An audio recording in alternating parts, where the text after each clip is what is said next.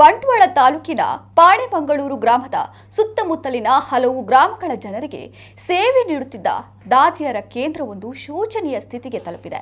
ಕಳೆದ 8 ವರ್ಷಗಳಿಂದ ಬಾಗಿಲು ಹಾಕಿರುವ ಈ ದಾದಿಯರ ಕೇಂದ್ರದಲ್ಲಿ ಗಿಡಗಂಟಿಗಳು ಬೆಳೆದು ಅರಣ್ಯದಂತಾಗಿದ್ದು, ಕೇಂದ್ರದ ಆವರಣ ಗೋಡೆ ಕುಸಿದು ಬೀಳುವ ಹಂತ ತಲುಪಿದೆ. ಇಷ್ಟಾಗಿದ್ರೂ ಈ ದಾದಿಯರ ಕೇಂದ್ರವನ್ನ ಸುಸ್ಥಿತಿಗೆ ತಂದು ಹಿಂದಿನಂತೆ ಜನರಿಗೆ ಸೇವೆ ಕಲ್ಪಿಸುವ ವ್ಯವಸ್ಥೆಗೆ ಜನಪ್ರತಿನಿಧಿಗಳು ಮುಂದಾಗಿಲ್ಲ. ಹಿಂದೆ ಆರೋಗ್ಯ ಸಚಿವರಾಗಿದ್ದ ಯುಟಿ ಖಾದರ್ ಅವರಿಗೆ ಮನವಿ ಸಲ್ಲಿಸಿದ್ರು ಈ ದಾದಿಯರ ಕೇಂದ್ರಕ್ಕೆ ಕಾಯಕಲ್ಪ ದೊರೆತಿಲ್ಲ. ಹೀಗಾಗಿ ಸ್ಥಳೀಯರು ಈ ದಾದಿಯರ ಕೇಂದ್ರವನ್ನ ದುರಸ್ತಿ ಮಾಡಿ ಇಲ್ಲಿನ ಜನರ ಉಪಯೋಗಕ್ಕೆ ನೀಡಿ ಅಂತ ಆಗ್ರಹಿಸಿದ್ದಾರೆ.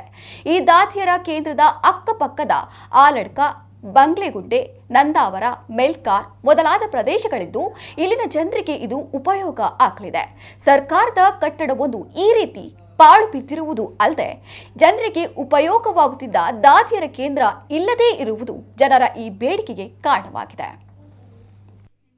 ನೋಡಿ, ತಕ್ಷಣ ಇದಕ್ಕೊಂದು ಹೊಸ ರೂಪ ಕೊಟ್ಟು ಇದನ್ನು ತೆರುವಂಥ ಕೆಲಸ ಮಾಡಬೇಕು. ಇದನ್ನು ಇಲ್ಲಿ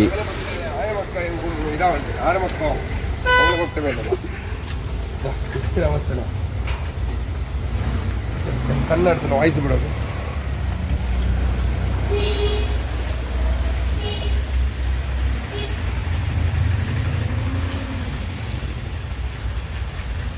ಇದು ಹೀಗೆ ಇದ್ದು ಎಷ್ಟು ವರ್ಷ ಇದೆ ಸರ್ ಇಲ್ಲಿ ಈ ಥರ ಇದ್ದು?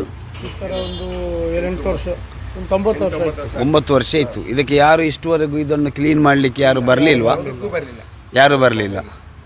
ಇದರಿಂದ ನಿಮಗೆ ಇನ್ನು ತೆರೆದರೆ ಏನು ಇದರಲ್ಲಿ ಪ್ರಯೋಜನ ಉಂಟು? ಇಲ್ಲಿ ಒಂದು ಸಾಧಾರಣ ಒಂದು 200-250 ಮನೆಗಳಿವೆ.